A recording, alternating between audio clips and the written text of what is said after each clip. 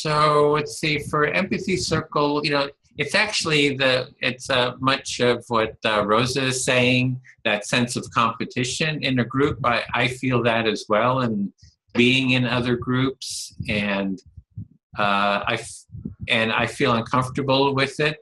And with the empathy circle, I feel at ease because I know I'll have a chance to be heard, and for one thing, if you want to just reflect that. Yes, so outside of an empathy circle, you feel that unease, and you feel uncomfortable in a bigger group, and you're wanting that sense of feeling of being heard, and you don't feel like you get that in large. And then there's this sense of not knowing when to break into the group, and to speak into it when there's a pause or whatever, and feeling a bit awkward there, knowing, and some people just seem to be able to do that really quick. And here there's a nice set of rules, you got your turn, and then you don't have to worry about that. So it's a sense of clarity and ease, and I know I'm going to be heard. So that's like another piece to it. Yeah, so, and when you're in a group environment, you feel like there's no like you've got to push in order to be heard, and there's no sort of order, and there's no feeling like you're going to get a turn without really having to assert yourself. Whereas in an empathy circle, there's guidelines there that allow everybody to have that opportunity to feel heard, to express themselves. Yeah, so that puts me at ease. Let's say I don't have to compete. There was something else that was on the tip of my tongue that I just lost. I was thinking, I was even celebrating the feeling. Oh yeah, it's a nice thing to convey. I've lost it. In a larger group, I start feeling disconnected. It's like if I don't have regular involvement, if I'm not saying something or, kind of reflecting what other people are saying. So I feel much more comfortable in talking with one other person because I feel a high degree of personal involvement. And if it's a larger group, I start kind of fading out, kind of detaching. And there's kind of like this little painful feeling in terms of, I feel kind of disconnected. I don't feel like part of the energy of the group. And with an empathy circle, it's small. There's a lot of interaction. So I have that sense of involvement in the group. And so I don't have that pain with the empathy circle. Yeah. Yeah. I have that sense of involvement and engagement, high level of involvement and engagement. So what you're saying is in a larger group that's not utilizing the empathy circle, you feel this sense of disconnectedness. Yeah.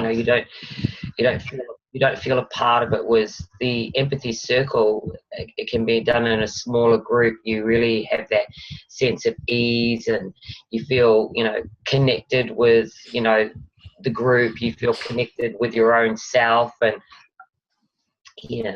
so they're really polarized.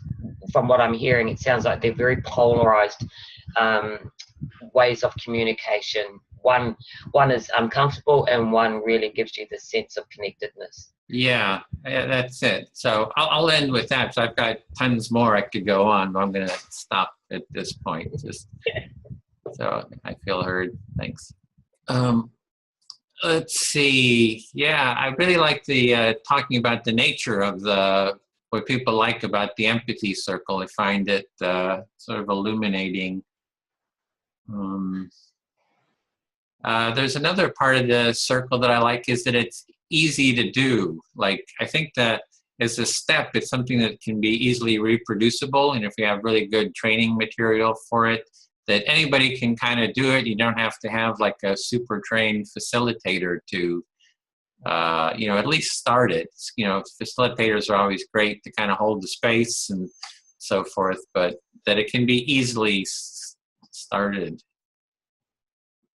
Yeah, so something else you like about empathy circles is that they're pretty simple. So it's something that is very accessible and that is easily started by people. You don't have to, be an expert at something or really work really hard to learn how to enjoy empathy circles. Yeah, and I'm noticing, I'm just thinking of having heard Crystal, I enjoy hearing her insights, about releasing the cluttered mind and kind of these kind of terms. I saw you take notes and stuff.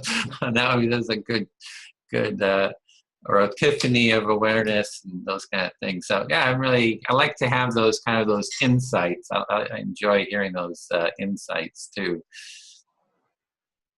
Yeah, and as Crystal was talking about, how the uncluttering the mind or the epiphany of awareness, you realize you also really enjoy witnessing those moments and having those moments that occur in empathy circles.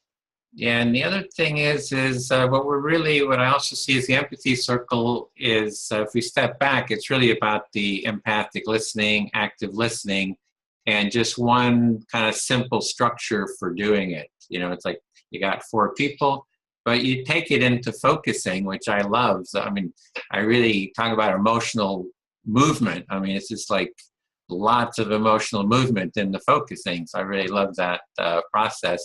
But this seems like one easy kind of first step towards, processes like focusing or whatever, kind of deep dive.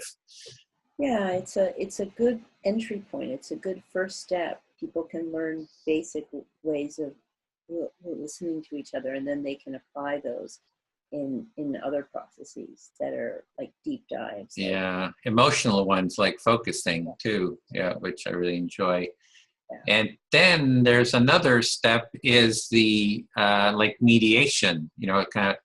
There's sort of the role playing. We haven't done much of that, but to actually move into the steps of taking on other roles, that it's like a first step for doing that. Like we can have Trump supporters take a role of Trump and anti-Trump and have them use empathic listening. So I want to use that for training for our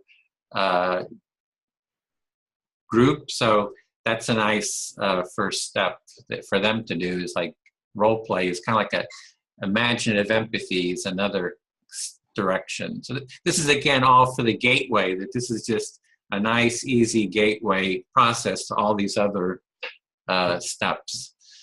Yeah, so you really enjoy that empathy circles can be a really good first step and a gateway to go into other processes. Like there's ways of working with conflict where you're taking different roles and being empathic with the different sides in the different roles.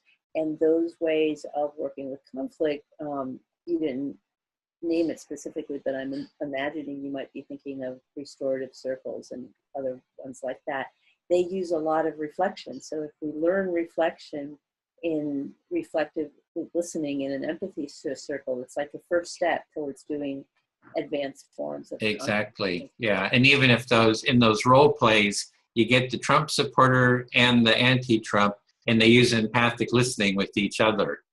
Mm-hmm. So you've got kind of 2 levels of, I'm going on here, but you got 2 levels of the role playing, the imaginative empathy, stepping into a role, and then you've got the empathic listening as another kind of dimension. So there's this whole constellation of continuously adding to this basic core component.